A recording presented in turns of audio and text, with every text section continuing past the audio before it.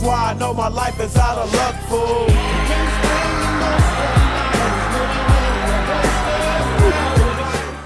Edvard, je znano že kaj novega? Znanega ni nič novega, Mojca, vendar bodimo optimisti, zakaj ne? Morda pa kljub vsemu še vedno zmaga Hillary Clinton. Pred nekaj urami je bila možnost, da zmaga Trump, samo teoretična.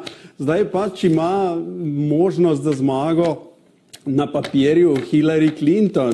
Nikoli ne reci nikoli, je rekel veliki filozof 20. stoletja James Bond. Videli bomo, še vedno se štejejo glasovi.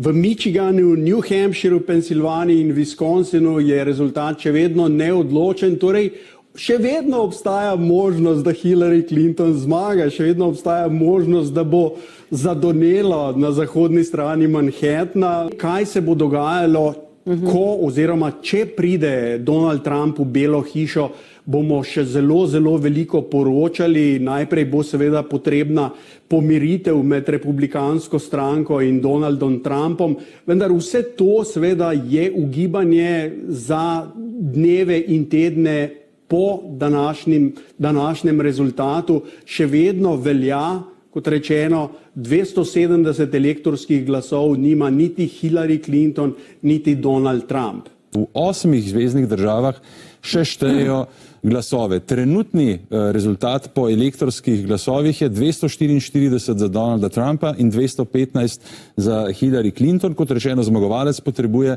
270 elektorskih glasov. Še vedno obstaja teoretična možnost neodločenega izida, se pravi 269 proti 200. In teoretična možnost zmage enega ali drugega. Zagotovo. Pričemer Hillary Clinton mora upati, da ji uspe preobrat v Pensilvaniji, to je ta država, kjer za zdaj za približno 70.000 glasovi prednosti ob 3% nepreštetih glasov vodi Donald Trump. To je prvi dnevnik televizije Slovenija.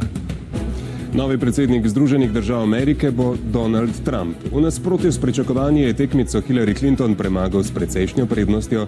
Clintonova je poraz že priznala, a še ni nastopila v javnost. I pledge to every citizen of our land that I will be president for all Americans. Dobar dan. Združene države Amerike imajo novega predsednika. Prihodnja 4 leta bo državo vodil republikanec Donald Trump. This was tough. This political stuff is nasty and it's tough. So I want to thank my family very much. No, tako kot pred 8 leti, tudi tokrat agencije, ki se ukvarjajo z javnim mnenjem, niso opravile najboljše svojega dela. V najboljšem primeru so napovedovali, da bo rezultat tesen. Zelo malo je bilo tistih, ki so napovedovali, da bo Trump gladko zmagal. Nekateri to pripisujejo temu, da Trumpovi volivci zelo neradi izdajo svoje politične preference, kajti rezultati anket so tudi močno politično orodje. Donald Trump je sicer od vsega začetka govoril, da bo gladko zmagal, ali je imel pri tem kakšne posebne informacije, ali je blefiral, tega ne vemo. Skratka, lahko bi se zgodilo in to bi bilo zagotovo presenečenje, da bi Donald Trump na koncu zmagal celo v vseh nihajočih državah in na ta način celo presegel rezultat Joea Bidena iz leta 2020.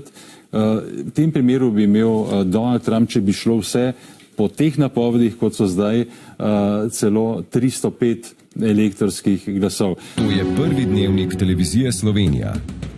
Donald Trump je zmagovalec ameriških predsedniških volitev. Osvojil je 4 ključne nihajoče zvezne države, s čimer je prestopil magično mejo 270 elektorskih glasov.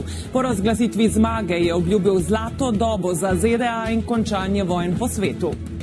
Dobar dan. Ameriški volivci so odločili. Januarja bo kot 47. predsednik Združenih držav vnovič prisegel republikanec Donald Trump.